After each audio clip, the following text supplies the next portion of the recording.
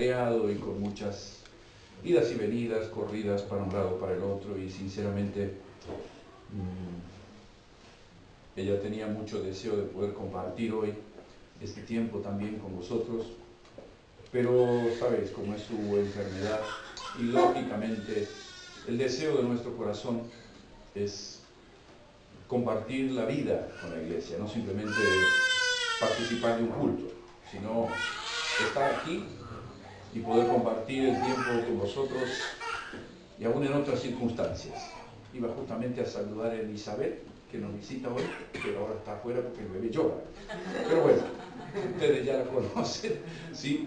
Es un gusto tenerla aquí con nosotros. Yo ayer estuve justamente en el aniversario, el cuarto aniversario de la iglesia, donde ella se está congregando, el pastor me invitó y realmente fue un tiempo muy bonito que pudimos pasar allí.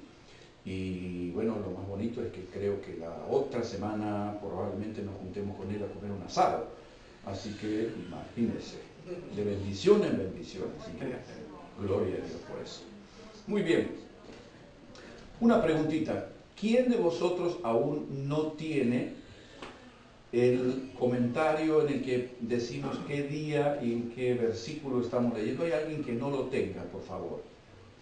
Estamos haciendo una lectura de la Biblia día por día, capítulo por capítulo. ¿Hay alguien que no tenga ese material? Todos lo tienen. ¿Tú no lo tienes? Ok. Allí, por favor, fíjate, levante la mano, por favor, así le podemos entregar eso. ¿Por qué queremos ir leyendo? Ahí también, mira, son 4, José, hasta ahora. ¿Sí? Lo importante con esto es que queremos ir teniendo una guía de lectura en que todos juntos estemos leyendo el mismo texto bíblico. ¿Por qué? Porque indudablemente siguiendo los estudios que venimos haciendo en la semana, siguiendo la lectura de la Escritura, yo sé que algunos que hoy han leído, los obedientes, han leído Hechos capítulo 6. Wow. Hechos capítulo 6. ¿Y sabe qué? ¿Ustedes se acuerdan cuál es la frasecita que nosotros tenemos, el lema que tenemos para este año? ¿Se acuerdan cuál es? Hijos del Padre, discípulos del Hijo, seguidores del Espíritu. ¿Sí? Y sabe que leyendo el capítulo 6 del libro de los Hechos, me he encontrado, y usted ya va a ver en la medida que vaya recorriendo la lectura, preste atención, porque hay mucha gente que no cree en la divinidad de Cristo o en la divinidad del Espíritu, y es como que como que el Padre es Dios, pero el Hijo ya no tanto y el Espíritu mucho menos, ¿no? Pero es increíble cómo estudiando y leyendo la Biblia desde esa perspectiva, uno va aprendiendo y ve cómo por ahí la Biblia menciona Dios, está hablando del Hijo, y por ahí dice Dios y habla del Espíritu, y por ahí dice Dios y habla del Padre.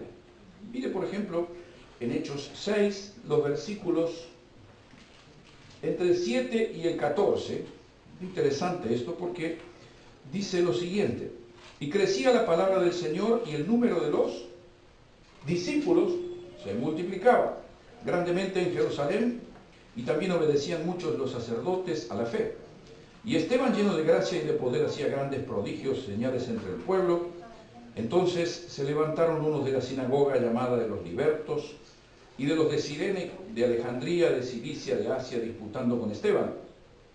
Pero no podían resistir al Espíritu, y ahí el Espíritu no es el Espíritu de Esteban, sino el Espíritu de Cristo que obraba a través de Esteban, porque está con mayúscula esa E de Espíritu. Ahí tenemos entonces en el 7 la palabra discípulos, en el versículo 10 el Espíritu, y en el versículo 11 dice: sobornaron a algunos para que dijesen que le habían oído hablar palabras blasfemas contra Moisés y contra Dios. ¿Sí? Y ahí tenemos, de alguna forma, todos los integrantes, ¿sí?, que nosotros venimos mencionando. El versículo 7 y de ahí en adelante nos encontramos cómo los demás también hacen parte de esto. En el versículo 14 dice: le hemos pues oído decir que ese Jesús de Nazaret, y ahí están el Padre, el Hijo, el Espíritu y los discípulos. Y eso es nada más y nada menos que la vida de la iglesia. Entendiendo la Escritura, vamos conociendo, vamos creciendo. Indudablemente, el deseo nuestro como pastores es de acompañar esta lectura con capítulos, con versículos.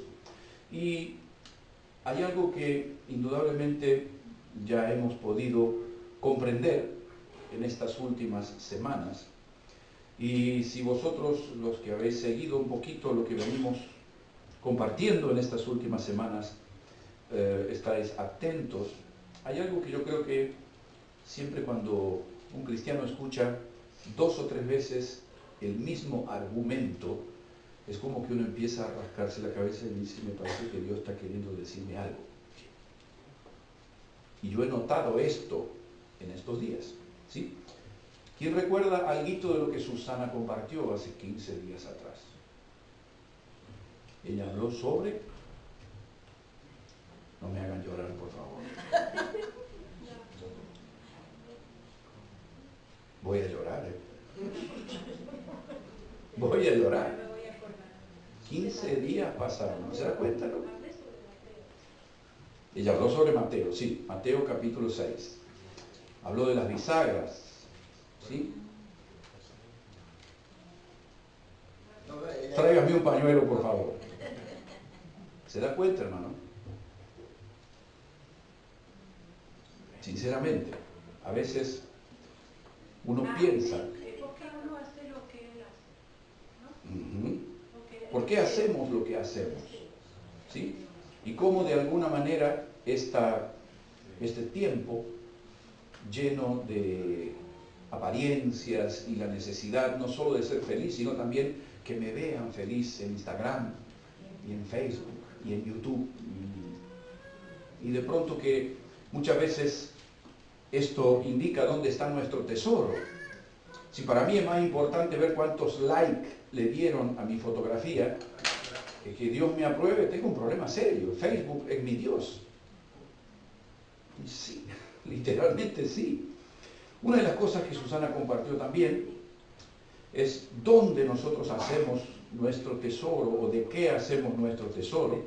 La semana pasada, durante los grupos de estudio, yo recuerdo que una de las cosas que mencionamos al final del estudio sobre el Sermón del Monte, donde Jesús invita a sus discípulos a buscar evidencia sobre el lugar donde estaban construyendo su vida. ¿Se acuerdan? Sí. ¿Construimos sobre la roca o construimos sobre la arena?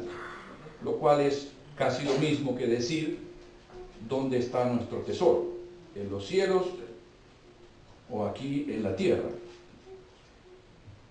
El día jueves nos estuvo visitando un hermano que compartió su testimonio. Éramos unos cuantos, no estábamos todos, pero éramos más de 30 personas. Y en un momento determinado, al final de su testimonio, el hermano Manuel, él cantó varias veces. Y una de las cosas que él nos dijo a los que estábamos aquí, era que no hiciéramos tesoros en la tierra, sino que hiciéramos tesoros en los cielos. Y la verdad que me dejó clavada una espinita, y yo digo, Señor, ¿qué hay por detrás? ¿Qué hay por detrás de esto que entiendo que tú nos estás queriendo decir? Yo creo que si tuviera que darle algunas palabras, alguna definición, llegaría a la conclusión de que el Señor nos está llamando a hacer un autoanálisis, a hacer una introspección, a hacer una observación meticulosa sobre lo que nosotros creemos y dónde nosotros estamos edificando nuestra vida. Creo que este sí es un mensaje para todos nosotros, sin distinción. Yo creo que una de las cosas interesantes de ver en esto es que los primeros 6 capítulos, los primeros versículos de Mateo 6, nos hablan del peligro que como discípulos de Cristo tenemos. Es hacer nuestro tesoro aquí en la tierra, buscando ser reconocidos, buscando la aprobación de otras personas, y que estemos dispuestos tal vez a hacer buenas obras, a orar por la gente, a ayudar, a ayunar simplemente para que los demás nos reconozcan. Y una de las cosas peligrosas que yo creo que tiene nuestra sociedad y de la cual nosotros como cristianos no estamos exentos. Creo que la epidemia más grande de nuestra sociedad no es el coronavirus, que está en China, sino esta necesidad interna que todos tenemos de ser reconocidos, de ser famosos, de que nos aplaudan, de que... Es una epidemia, hermano. Es una epidemia. Gente que se ha muerto literalmente pensando de que se sacaba una selfie así de arriba de un edificio y se cayó y se murió. O sea, se murió por sacarse una foto. Esto nos tiene que hacer reflexionar sobre... Usted dice, no, pero eso a mí no me pasa. Déjeme que le recuerde, Jesús aquí está hablando con sus discípulos, no le está hablando a desconocidos. Y si nosotros queremos ser discípulos de Cristo, debemos prestar atención a esta advertencia que el Señor nos está haciendo. Yo creo que una de las cosas más importantes es que nosotros podemos pensar en que este capítulo 6, de alguna manera, como Susana explicaba, habla en la primera parte las cosas que son peligrosas, y ella hace referencia en el versículo 19, 20 y 21, que me gustaría que lo pudiéramos leer nuevamente, Mateo 6, 19, 20 y 21, porque indudablemente cuando nosotros tenemos un deseo muy fuerte, ese deseo condiciona nuestras elecciones, condiciona nuestras expectativas. Y allí es donde necesariamente nosotros tenemos que ser conscientes de que estamos frente a un peligro.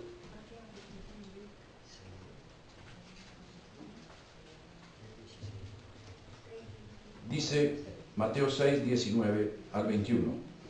No os hagáis tesoros en la tierra, donde la polilla y el orín corrompen, donde ladrones minan y hurtan, sino haceos tesoros en los cielos, donde ni la polilla ni el orín corrompen, donde ladrones no minan ni hurtan, porque allí donde esté vuestro tesoro, allí estará también vuestro corazón.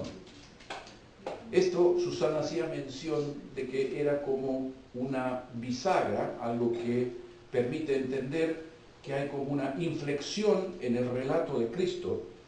Y yo he encontrado algo que deseo sí compartir con vosotros, porque todo lo que dice antes tiene que ver con que yo mire para adentro, en cómo yo soy, qué es lo que me gusta, ¿sí? Y del otro lado, es decir, los versículos del 22 al 34, mencionan claramente qué es lo que puede hacer que yo caiga en la trampa de hacer tesoros en la tierra en lugar de hacer tesoros en los cielos. Y es interesante notar también que va a aparecer en medio del relato un personaje que me va a mostrar, ¿sí?, dónde y con quién yo estoy construyendo mi tesoro. Yo quiero hablar con vosotros precisamente de esto. ¿Dónde y con quién? ¿Por qué? Porque aquí no hay solamente mención a nosotros y a Dios. Hay algo que creo que necesitamos tener en cuenta para poder comprender esto. Y es que, si bien Jesús murió para que nosotros tuviéramos una vida de comunión con Dios y vayamos al cielo, estas palabras están dirigidas hacia nosotros para el tiempo que vivimos todavía en la tierra. Él nos dice, podéis hacer tesoros en la tierra o tesoros en los cielos. Todos sabemos que como cristianos, Jesús nos ha perdonado, si caminamos con Él en obediencia, estamos siguiendo a Cristo, un día nos vamos a ir al cielo. Ok, perfecto. Mientras tanto, mientras permanecemos aquí, mientras estamos vivos, ¿qué vamos a hacer? ¿Esperar el día que tengamos la paz? Como por ahí se escribe cuando alguien muere, ahora sí que está en la paz. Y mientras tanto, ¿qué? ¿Cómo vamos a vivir hasta que Jesús vuelva o nos vayamos con Él? Esto es lo que tratan los versículos que siguen. Y yo creo que Jesús introduce este tema hablando del tesoro. ¿Un tesoro? ¿Qué es un tesoro? Vamos a ver algunos ejemplos que nos indiquen qué es un tesoro. Un tesoro particularmente es algo a lo que yo le doy mucho valor, ¿sí? Es algo que me gusta tenerlo, ¿sí? Le doy mucho valor y por ello estoy dispuesto a hacer grandes sacrificios. Le doy valor, hago muchos sacrificios y seguramente es algo que me puede costar mucho tiempo en conseguirlo, pero una vez que lo conseguí, es algo que tiene mucha estima para nosotros y que necesitamos protegerlo. No va a ser cosa que alguien nos lo robe o que nos lo quite o lo rompa. Tenemos que cuidarlo muchísimo. Y muchas veces cuando uno piensa en un tesoro, no puede pensar en una persona. En más de una oportunidad mi esposa me ha dicho a mí tesoro y yo se lo he dicho a ella o a mis hijos. Y en realidad yo he encontrado personas que su tesoro es su coche, su casa, su trabajo y un montón de cosas a las cuales le cuidan de una manera tan particular, que está claro que eso es un tesoro. Y una de las cosas que producen el tesoro es que nos provocan felicidad. Nos sentimos bien de tenerlos, nos sentimos alegres cuando sabemos que ese tesoro es mío. Y lógicamente, el tema crucial por detrás de todo esto es que si eso nos provoca una alegría muy particular, allí es donde está el mayor problema. Fortalece nuestra autoestima tener un tesoro. Déjeme que le haga simplemente una pregunta. Supongamos que usted llega a su casa esta noche y se encuentra con que hay alguien que le lleva un cofre donde dentro tiene lingotes de oro por 50 millones de euros. Dígame si su autoestima no mejoraría un poquito.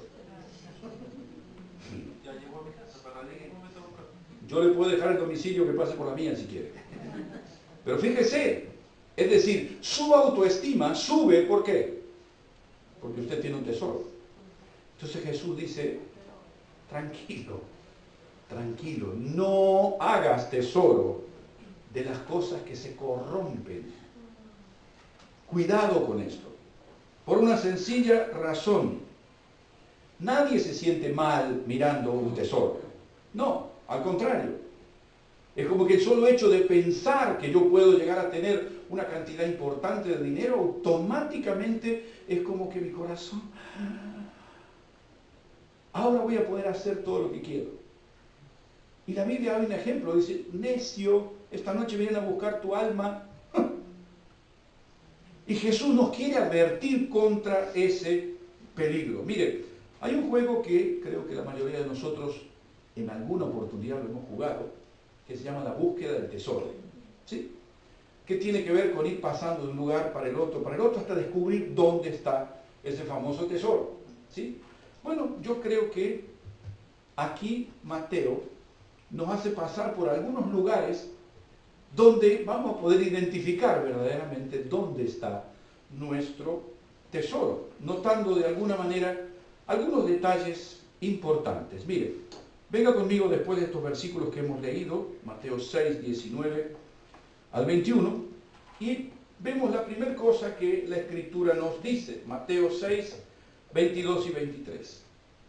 La primera estación, por así decir, de la búsqueda de nuestro tesoro. Dice así, la lámpara del cuerpo es el ojo. Así que si tu ojo es bueno, todo tu cuerpo estará lleno de luz. Pero si tu ojo es maligno, todo tu cuerpo estará en tinieblas. Así que si la luz que en ti hay es tinieblas, ¿cuánto no serán las mismas tinieblas? Tú dices, ¿y esto qué es lo que quiere decir Mateo o Jesús con estas palabras? Mire, empieza diciendo, la lámpara del cuerpo es el ojo. Una lámpara es algo que me sirve para alumbrar algo que yo no veo.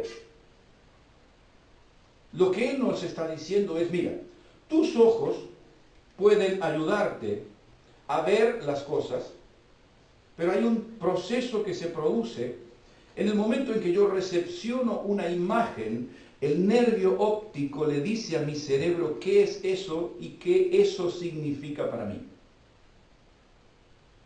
Hay todo un proceso que empieza por el ojo y termina en mi corazón. Todos recordamos, no lo busque, yo se lo voy a leer muy rapidito, que la primera vez que el hombre o la mujer pecaron en el jardín del Edén, dice el versículo bíblico que Satanás le mostró un fruto a Eva, diciéndole que si comían de ese fruto, ellos serían como Dios. Y dice el versículo 6 de Génesis 3, y vio la mujer que el árbol era bueno para comer y que era agradable a sus ojos. Todos sabemos cómo terminó la historia, ¿sí? Ella vio, lo juzgó agradable, y después de ahí empezaron los problemas. ¿Cuántas veces, hermanos, cuántas veces nuestros ojos son motivo de los mayores problemas que nosotros vivimos? Conozco mucha gente y tengo historias terribles sobre este punto. Gente que arruinó su vida por obedecer a sus ojos. Y Jesús dice, cuidado con el juicio que emiten tus ojos. El mismo Jesús afirma en Mateo, si tu ojo te es ocasión de caer, sácalo de ti. Y uno puede decir que Jesús está utilizando lo que bíblicamente llamamos hipérbole, una exageración.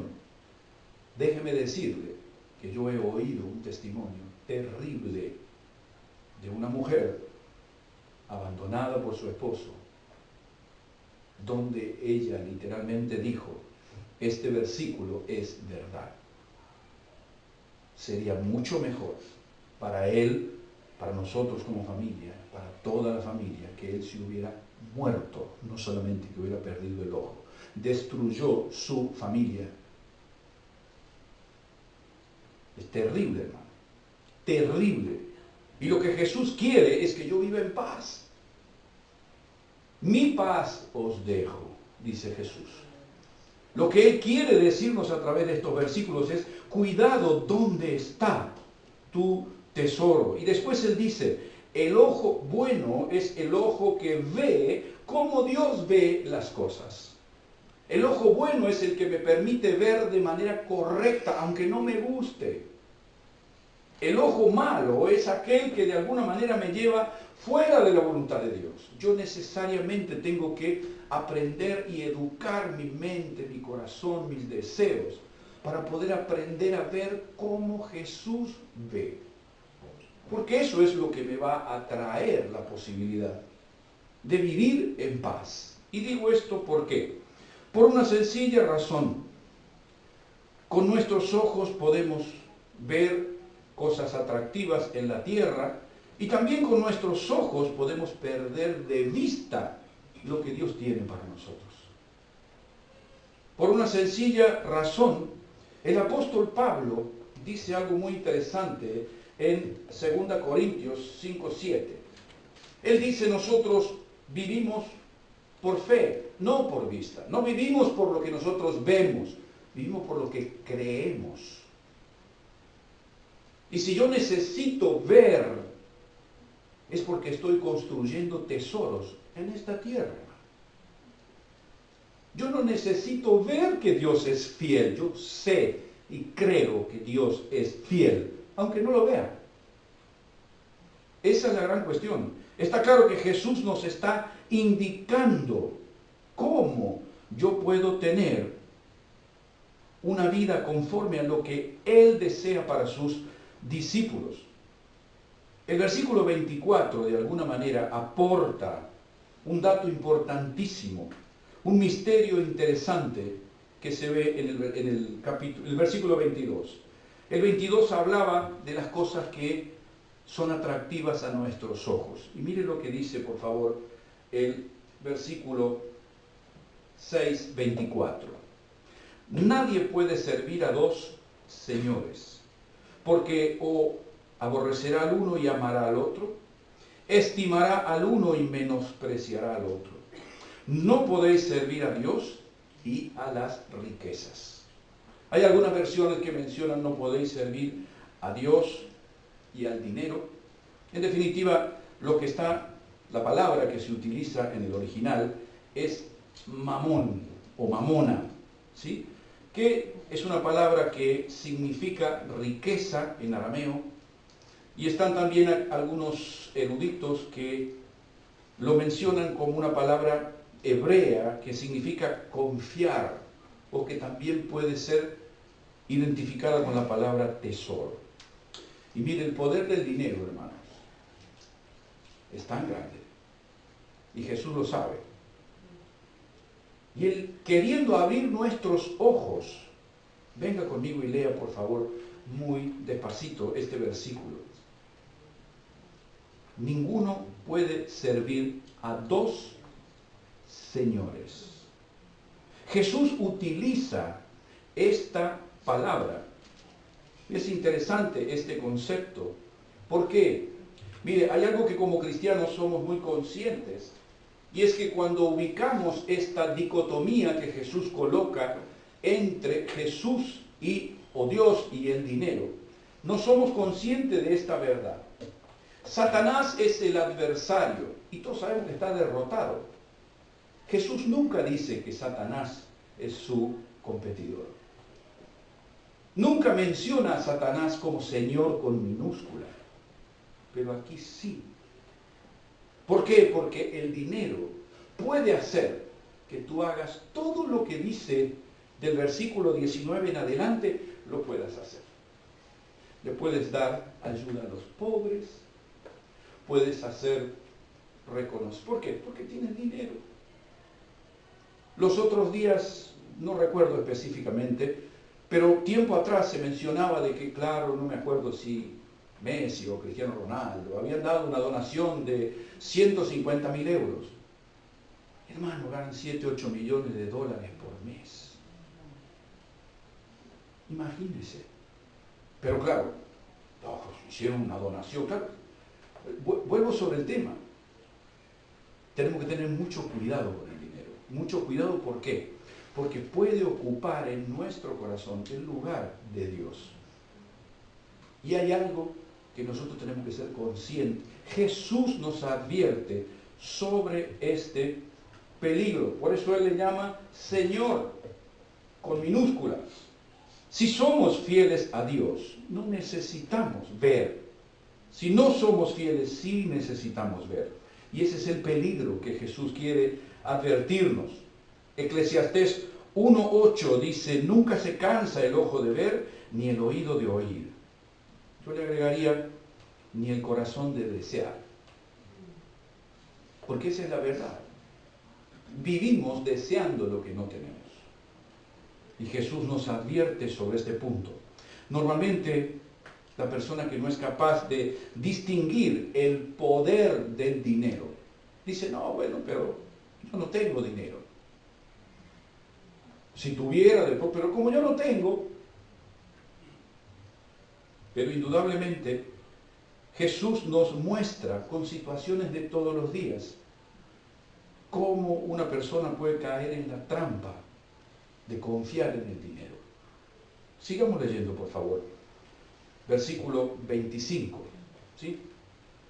Versículo 25 del Mateo 6, 25 al 34. ¿Sí? Allí vemos cómo Jesús dice, por tanto os digo, no os afanéis por vuestra vida, que habéis de comer o que habéis de beber, ni por vuestro cuerpo, que habéis de vestir. ¿No es la vida más que el alimento, y el cuerpo más que el vestido? Mirad las aves del cielo. No siembran, ni ciegan, ni recogen en graneros, y vuestro Padre Celestial las alimenta. ¿No valéis vosotros mucho más que ellas? ¿Y quién de vosotros podrá, por mucho que se afane, añadir a su estatura un codo? Y por el vestido, ¿por qué os afanáis? Considerad los lirios del campo, cómo crecen. No trabajan ni hilan. Pero yo os digo que ni aun Salomón con toda su gloria se vistió así como uno de ellos. Y si la hierba del campo que hoy es y mañana se echa en el horno, Dios la viste así, ¿no hará mucho más a vosotros, hombres de poca fe? No os afanéis pues diciendo que comeremos o que beberemos o que vestiremos, porque los gentiles buscan todas estas cosas, pero vuestro Padre Celestial sabe que tenéis necesidad de todas estas cosas. Mas buscad primeramente el reino de Dios y su justicia, y todas estas cosas os serán añadidas. Así que no os afanéis por el día de mañana, porque el día de mañana traerá su afán. Basta a cada día su propio mal. Y aquí hay un detallecito que, leyendo y estudiando, usted sabe que cuando la Escritura repite 3 veces el mismo concepto, es que se trata de una verdad irrefutable. Usted va a leer muchas veces, por ejemplo, en el Antiguo Testamento, que dice la Escritura que Dios es santo, santo, santo. No dice ni santo, santo, ni santo, santo, santo, santo, ni 4 ni 2, dice 3 veces.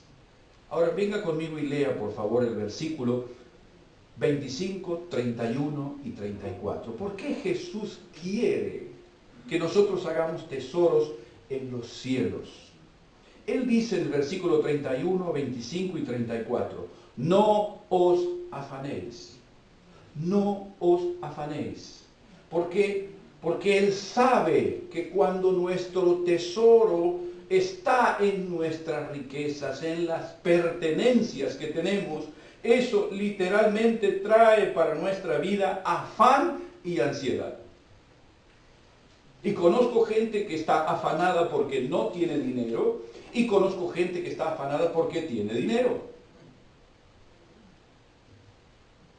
Y conozco gente que dice, pero si yo tuviera un poquito más, se me solucionarían todos los problemas. ¿Y eso qué significa? Que usted está pensando que si tuviera un poquito más de dinero, eso le daría un bienestar que ni Dios puede darle.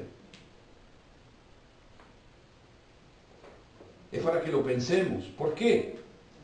Porque indudablemente la persona que vive con afán, vive con ansiedad, vive con inseguridad, percibe el futuro como algo angustioso. No confía en que Dios le cuidará. No importa. Dios me cuida, pero, que no me toquen mi tesorito. ¿Por qué? Porque allí está. Y está claro que Jesús dice, ok, basta, a cada día su propio afán.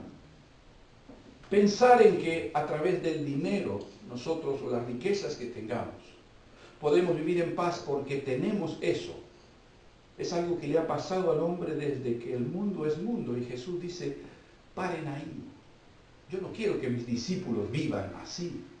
Yo quiero que vivan mejor. Yo quiero que tengan una vida más tranquila. Y yo creo que Él nos da aquí algunos pasos, como decíamos al principio, sobre cómo el cuidado de Dios es frente a la naturaleza. Cosas naturales. Él usa las aves para recordar de cómo Dios las cuida y las alimenta. Y dice, si lo hace con las aves, no lo va a hacer también con ustedes. ¿Sí? La hierba para recordarnos que no somos precisamente bellos por lo que tenemos puesto. ¿Sí? Nos reíamos los otros días porque fuimos a dar una vuelta con Almendra y con Lucas por Puerto Banús. Y pasamos por una tienda y vimos que una de esas bolsas de mujeres costaba 1.800 euros. Entonces yo le pregunté a Almendra, le digo, hija, ¿te gustaría una bolsa de ese tipo? Y ella me mira y me dice, suegro, ¿usted cree que yo gastaría 1.800 euros en una bolsa? Pero hay gente que si no la compra, capaz que no duerme. Y cuando la compra se convierte en su tesoro. Esa noche, a la mañana siguiente, ¡ah! Me falta esto, y me falta el otro, y me falta el otro. Y una angustia de qué? Porque nunca se cansa el ojo de ver, el oído de oír y el corazón de desear. Esa es la verdad. Jesús dice, no hagan eso. Yo quiero que vivan bien. Mi deseo es que ustedes tengan vida y la tengan en abundancia. No vivan con los mismos parámetros que vive quien no conoce el Evangelio. Él dice, los gentiles buscan estas cosas. Los incrédulos buscan estas cosas.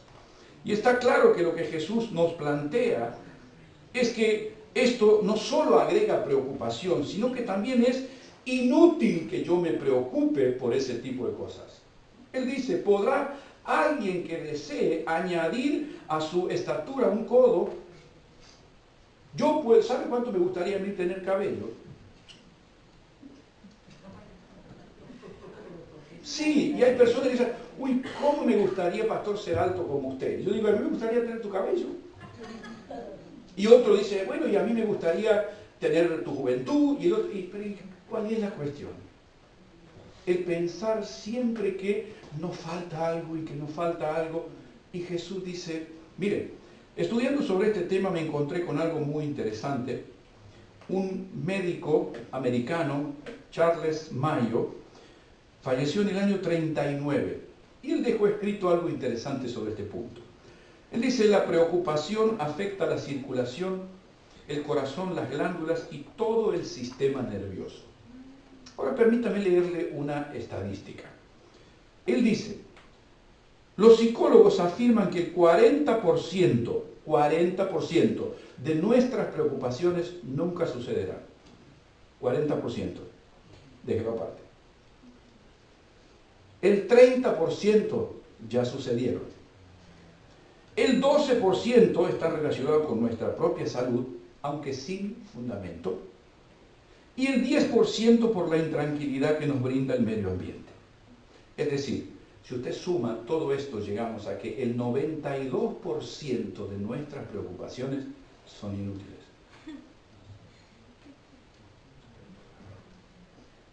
Hello. Esa es la cuestión. Y Jesús dice, no se afanen, no se preocupen, hagan tesoros en los cielos. No piensen que porque van a tener un poco más de dinero, o porque va a poder comprar el auto o porque va a comprar aquella casa, porque va a tener las vacaciones, o te va a hacer esto. No, la vida no pasa por ahí. Lo que Jesús quiere, literalmente, es más, Él dice, Dios sabe de que tenemos necesidad. Por eso mismo yo creo que dice la Escritura sobre este punto, sobre Dios. Jesús, hablando acerca de la bondad del Padre, dice, si nosotros, siendo malos, sabemos dar cosas buenas a nuestros hijos, imaginemos cuánto más nuestro Padre.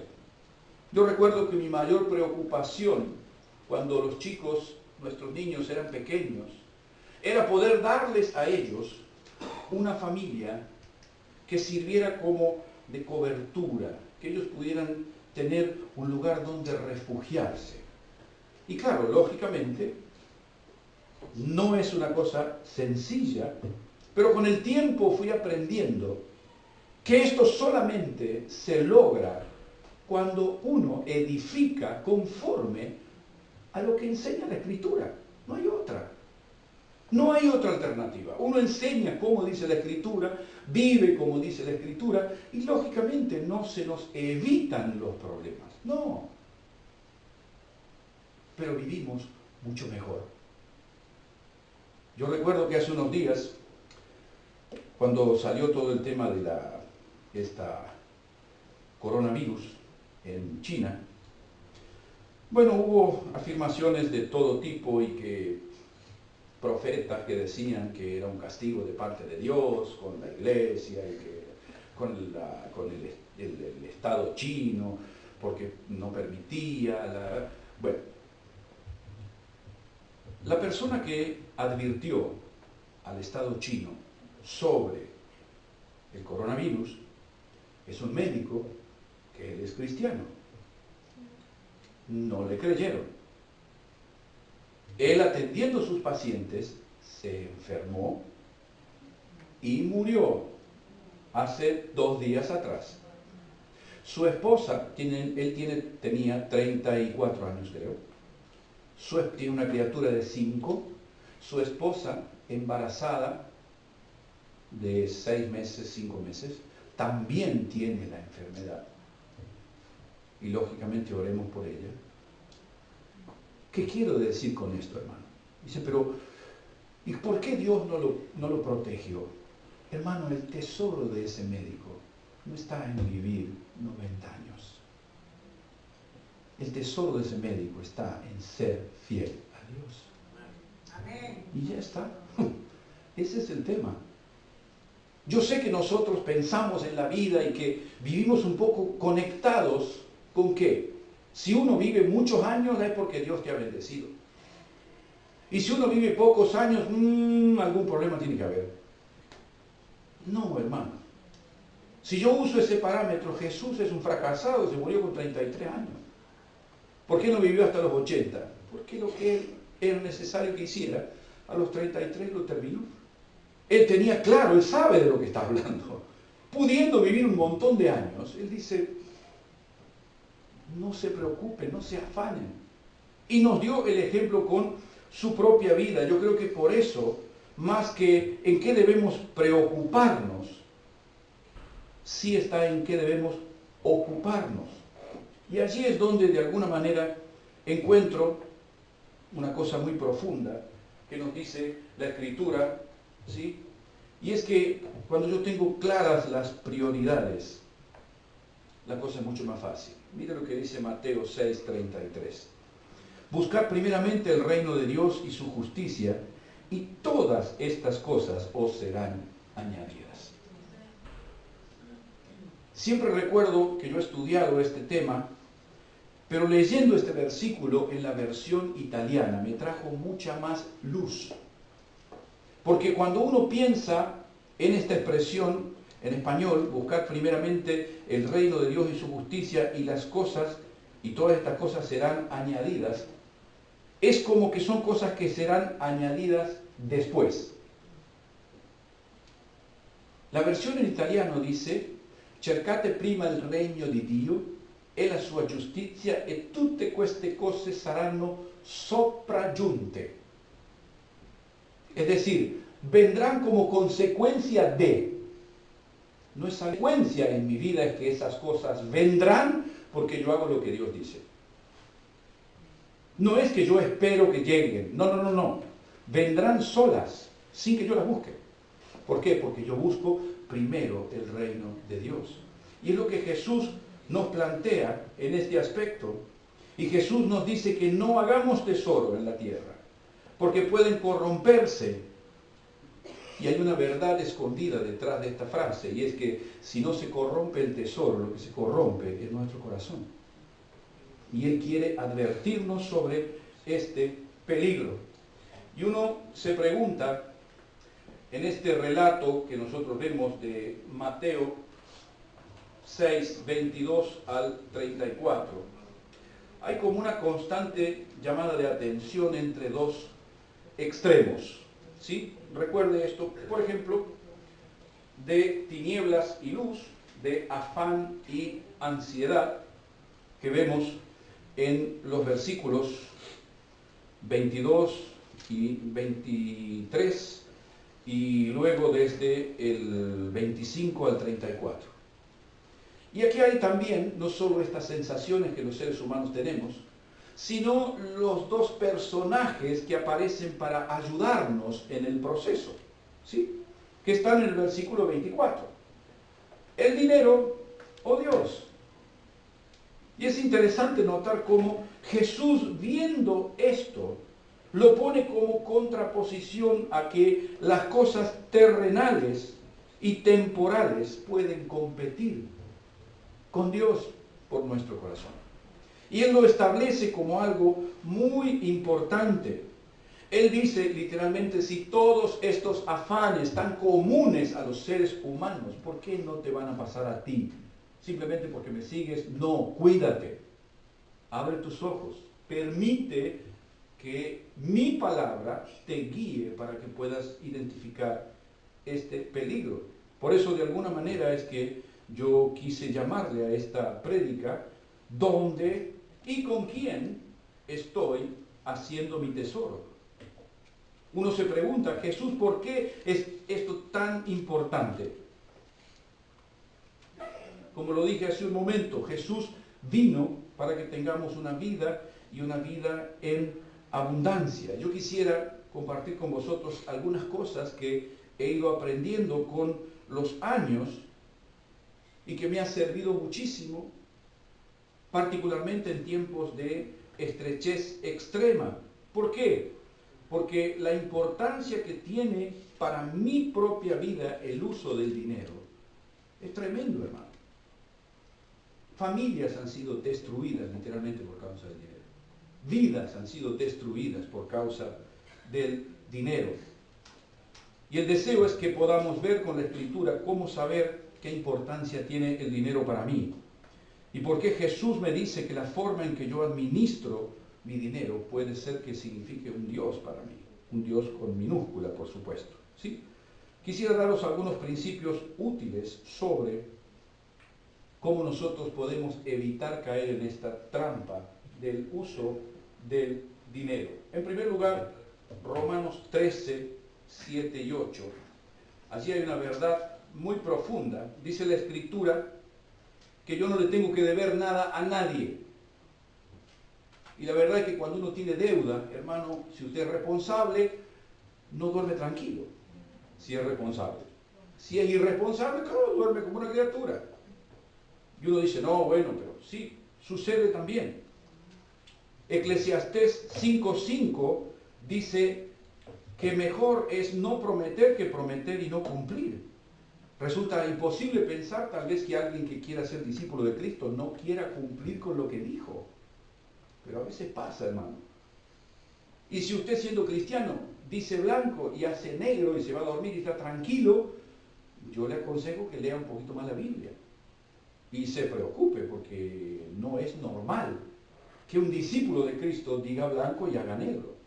Que diga, sí, yo voy a pagar y después no respondemos el teléfono, nos enojamos y toda una serie de cosas. Y Jesús dice, eviten eso. ¿Por qué? Porque van a vivir mucho mejor. Hay algo interesante detrás de todo esto y que también la Escritura nos lo recuerda en Proverbios 22:7. Allí hay algo muy interesante y es que debemos pedir prestado solo lo que podemos devolver. Si no podemos devolver, hermano, no vaya más allá. ¿Por qué? Porque va a vivir con afán, con ansiedad. Y usted dice, pero claro lo que pasa, que yo me quiero. No. Jesús nos aconseja, dice, no. Las cosas que yo quiero tener, las cosas por las cuales yo estoy dispuesto a no dormir, a estar tan preocupado, Jesús dice, no va por ahí lo que yo deseo para ti. Dice el proverbio, el que toma prestado es siervo del que le presta. Y yo creo que es bueno que reflexionemos sobre este punto. ¿Por qué? Porque solo debemos pedir prestado aquello que sabemos que podemos devolver. Yo he trabajado 20 años en un banco y honestamente he visto personas desesperadas por tener que devolver algo que no podían. Y siempre mi pregunta fue, cuando viniste a sacar el crédito, hiciste las cuentas para poder pagar la cuota, todos decían lo mismo. Yo creí que la iba a poder pagar. Y hermano, esto no sirve creer. Si usted no tiene, no tiene. Es una manera de vivir más tranquilo. El deseo de Dios para nosotros es que vivamos en paz. No que vivamos con angustia, con temores, con dudas, ¿qué va a pasar? Y aquí hay una paradoja enorme. Jesús dice, hagan tesoros en los cielos para que vivan tranquilos en la tierra. Y si vos haces tesoros en la tierra, vas a vivir con afán, con ansiedad. ¿Cómo es esto? Poniendo la voluntad de Dios por encima de mis propios deseos. Educando nuestro corazón, ayudándole a ver que lo mejor para nosotros es que hagamos tesoros en los cielos. No comprometernos a largo plazo si necesitamos comprar una casa, comprar un coche para el trabajo, lo que fuera. No ir más allá de lo que podemos. Mateo 5, 37 sobre este punto dice algo interesante, que tu sí sea sí, que tu no sea no. Cuando yo tengo que cubrir una cuota, si la voy a, ok, la pago, y si no, no saco el crédito. ¿Por qué? Porque después voy a vivir con afán, con ansiedad. He conocido gente que sacó un crédito para ir de vacaciones, hermano, por favor. Terrible. Después cuando volvió, iba a su trabajo, ¿sí? ¿Y qué sucedió? Se le fue el auto a la banquina, chocó, rompió el auto y después tenía dos problemas. No podía pagar las cuotas porque no podía ir a trabajar y tenía que arreglar el auto. Sacó otro crédito, imagínense. Y después, bueno, el Señor es mi pastor. No,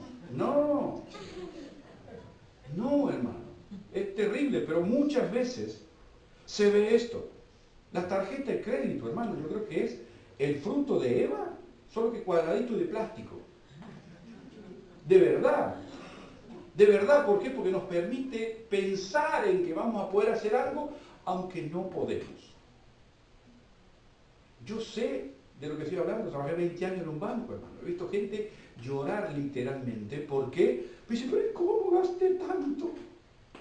Y yo no he visto nunca a nadie a quien le pusieron una pistola en la cabeza para que gaste. ¿Por qué gastaste tanto? Simplemente porque querías gastar tanto, porque querías tener eso y porque querías tener eso te metiste en un montón de problemas. ¿Ve por qué Jesús dice que hagamos tesoros en los cielos? No aquí. Indudablemente, una de las cosas interesantes que nos dice también la Escritura es que huyamos de las pasiones juveniles. Hay gente que gasta dinero, hermano, en cosas tan irrisorias, y yo sé que de pronto usted puede decir, bueno, pero yo gano muy poco y yo tengo que gastar en esto y yo tengo que gastar en aquello. Pero honestamente, en más de una oportunidad, se gasta más de lo que es conveniente y lógicamente dice la Escritura que el hombre sabio huye de estas cosas. Yo creo sí, muy consciente que también Jesús nos enseña en Lucas 14, del 28 al 30, una verdad muy profunda, porque Él dice algo respecto al discipulado. ¿Quién de vosotros, queriendo edificar una torre, no se sienta primero y calcula los gastos a ver si tiene lo que necesita para acabarla? Esto está dentro del contexto del precio del discipulado, pero sirve también como principio para mi economía. Si yo no tengo, es que me lo financia y va a poder pagar la cuota, bueno, el Señor proveerá. No, haga cuenta. Sí, hermano. ¿Por qué? Porque el deseo de Dios detrás de todas estas enseñanzas es que nosotros podamos literalmente vivir en paz. Mire, el Proverbio 14:16 dice, el sabio teme y se aparta del mal, pero el necio es arrogante y descuidado. ¿Qué quiere decir esto para nosotros? Cuando nosotros vemos una situación de conflicto, no sigamos adelante.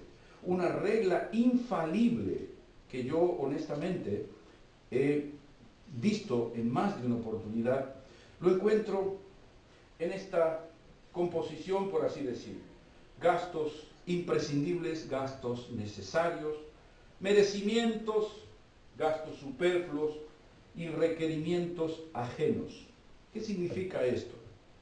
Todos nosotros tenemos estos 5 gastos, ¿sí?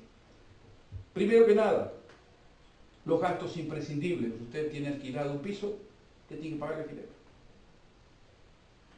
Y si no, después se va a tener que ir a un postoleto, si puede. Y si no, duerme bajo un puente. Pero usted tiene que pagar el alquiler. Y tiene que pagar la luz porque si no se la cortan. ¿Sí? Es un gasto imprescindible. ¿Sí? Después tenemos gastos necesarios. Usted va a hacer las compras al supermercado, pero usted no necesita comer con caviar todos los días. Usted tiene un problema serio si cree que es buen padre porque le compra Coca-Cola a sus hijos. Hay gente que cree que si el niño no tiene Coca-Cola no va a ser feliz. No es necesario que su hijo tome Coca-Cola. Los míos crecieron con agua, no se murió ninguno de los tres. Yo recuerdo muy bien cuando Lucas cumplió 4 años. Parecerá tonto, pero para mí es muy, muy significativo. Cuando Lucas cumplió 4 años, yo recuerdo que habíamos invitado ahí unos amiguitos y ¿cuál fue su sorpresa? Que en el centro de la mesa había una botella y él dijo, ¡Ah! ¡Coca-Cola! 4 años tenía, hermano. ¿Y cuál es el problema? ¿Cuál es el problema? Si no hay, no hay. Es decir, indudablemente vivimos en un mundo que nos empuja tanto a que tenemos que tener esto, tener aquello, que consideramos como normal ciertas cosas. ¿Sí? Luego vienen los merecimientos. Si yo, claro, si he trabajado, me merezco ir de vacaciones. Si trabajé. Y depende. Si cubrí mis gastos imprescindibles y necesarios y ahorré, entonces puedo pensar en ir a pasear. Puedo pensar en ir a comer afuera. Es pero es que todo el mundo va a comer afuera. Si yo no tengo, no puedo. Pero es que todos van. Buen viaje. Yo no voy. ¿Por qué? Porque no tengo para ir. Y no es porque no me guste. El problema es que si yo creo que mi felicidad depende de que yo me vaya de vacaciones o que yo vaya a comer afuera, yo tengo un problema serio. Serio. Y Jesús dice, no le erren tan lejos. Después vienen los gastos superfluos, los gastos que no son necesarios. Mire, yo veo a veces gente que nos trae ropa y en más de una oportunidad he visto que la ropa viene con el taloncito todavía pegado. ¿Eso qué quiere decir? Que alguien lo compró y no lo usó. Con una mano en el corazón. ¿Para qué lo vamos a comprar si no lo vamos a usar? ¿Por qué tenemos la necesidad de que nuestro hijo tenga esa marca de zapatilla? Porque si no, en la escuela le van a hacer bullying. ¿Cuál es el problema? ¿Cuál es el problema? Los gentiles tienen preocupaciones por esas cosas. Y Jesús dice, no se preocupen por eso, la vida pasa por otro lado. Y luego están los requerimientos ajenos. Las cosas que las personas quieren que nosotros tengamos. Usted abre cualquier página de internet y es una miríada de ofrecimiento de lo que usted quiera.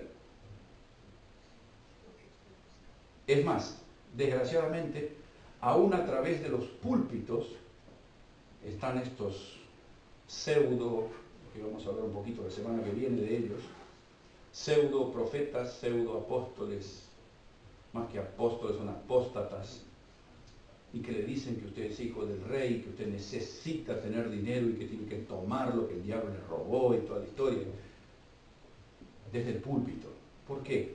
Porque esto es lo que nuestra carne desea oír. Indudablemente Jesús dice, cuidado con esto. Nunca olvidemos esto, ¿por qué? Porque indudablemente yo tengo que ponerle un límite a lo que gasto. Yo soy el responsable de lo que gasto. Me gusta esta figura. Me gusta mucho. Es que usted es así. No. Yo soy así. Pienso. Tengo, gasto. No tengo, no gasto. ¿Por qué? Porque quiero dormir tranquilo. Porque quiero vivir en paz. Esta es la cuestión. Mire, por último, acompáñeme, el último detalle que de alguna manera encierra todo lo que Jesús quiere decirnos. Nos lo trae de alguna forma el apóstol Pablo en 1 Timoteo capítulo 6, versículos 9 y 10. Mire esto. Si el competidor de Jesús y aquel que nos puede aportar todo lo que el mundo desea que tengamos es el dinero, Mire lo que dice Pablo en 1 Timoteo 6, 9 y 10. Porque los que quieren enriquecerse, vale decir los que pretenden hacer tesoros en esta tierra, mire lo que les sucede. Caen en tentación y lazo, y en muchas codicias necias y dañosas, que hunden a los hombres en destrucción y perdición. Porque raíz de todos los males es el amor al dinero, el cual codiciando algunos se extraviaron de la fe y fueron traspasados de muchos dolores. Mire, yo he notado aquí por lo menos 6 o 7 cosas que suceden cuando nosotros queremos tener dinero. Y es clarito que lo que allí se dice es que caemos en tentación y lazo, vivimos con pasiones insensatas y nocivas, hundimos nuestra vida en destrucción y perdición, encontramos la raíz de todos los males, tenemos peligro de desviarnos de la fe y ser traspasados de muchos dolores. ¿Quién desea esto? Yo no. Mire lo que dice el versículo que sigue. Mas tú, oh hombre de Dios, huye de estas cosas. Sigue la justicia, la piedad, la fe, el amor, la paciencia y la mansedumbre, que valen mucho más que todo lo que la riqueza nos puede dar. Indudablemente, el pasar por todas estas dificultades nos va a llevar a tener una vida de mucho afán, mucha ansiedad, y en realidad Jesús vino con otro propósito. Por eso mismo yo creo que el colocar nuestra esperanza en Dios nos llevará necesariamente, y quiero volver a repetir esto porque de alguna forma es algo que la Escritura nos enseña, Dios quiere que nosotros vivamos en paz.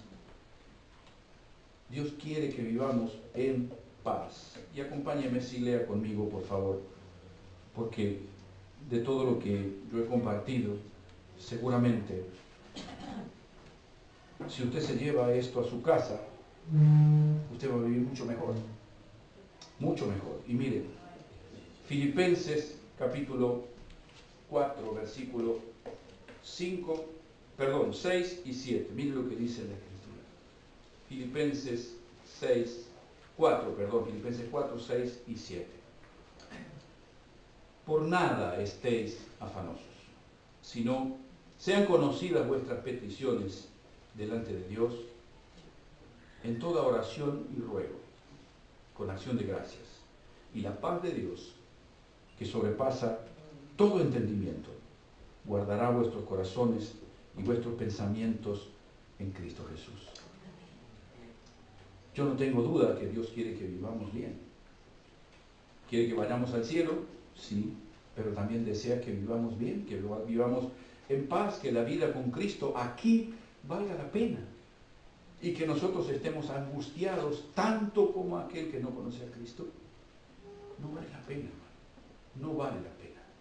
Vamos a orar por esto. Amén. Incline su rostro y vamos a decirle al Señor, literalmente, aquello que nosotros deseamos que suceda con nuestra vida.